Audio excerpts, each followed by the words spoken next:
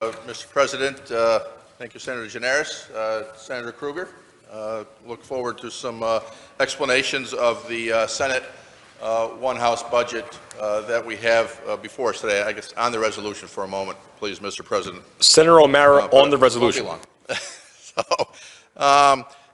We have received this Senate one-house budget resolution about 7 p.m. Last night. It's 2 p.m. the next day now. So, it's 19 hours for our staff and ourselves to digest what is being proposed as a nearly $230 billion budget, increasing spending overall by about 8%, increasing the state funds portion of that spending by over 11% year to year, on top of what was in excess of a 10% increase in this current year's budget year to year. That's over 20% increase in just state funding over the years, and about a 22% increase in overall funding, including the federal money that's come in for us.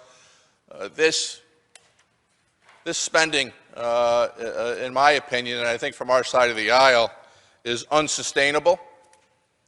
It's unwarranted, and it really doesn't, the resolution proposed, that we'll get into some of the subject matter here, doesn't respond enough to the issues of the day, of everyday New Yorkers, of the overall affordability of living in New York State by New Yorkers.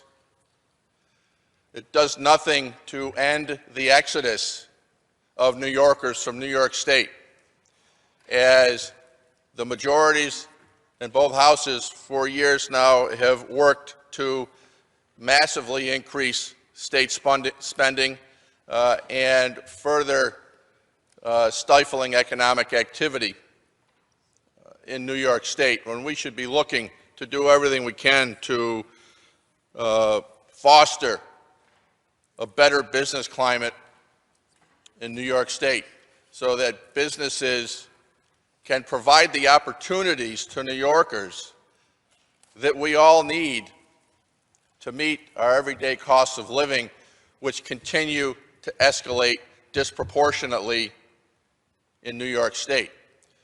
Aside from what is now an 8% inflation rate nationally, we're adding to that in New York State by going with an 11+% increase of spending in New York State. I will note, I believe, and we'll ask some questions on this in a moment, that there are not tax increases in this proposal, and that the majority is pursuing the continue to limit the reduction of the middle-class income tax rate that had been put off for a few years. And that's important, I think, to go towards the affordability of New York State. Beyond that, there isn't much here, frankly, for everyday New Yorkers to meet their budgets and their households, to provide for their families, and to have the economic opportunities of a job in New York State and the dignity and self-respect to go to work and earn a living to provide for themselves, as opposed to sitting back and waiting for further and further handouts from state government and federal government. So with that, Mr. President, if Senator Krueger could yield for a few questions, starting out at least on the financial plan.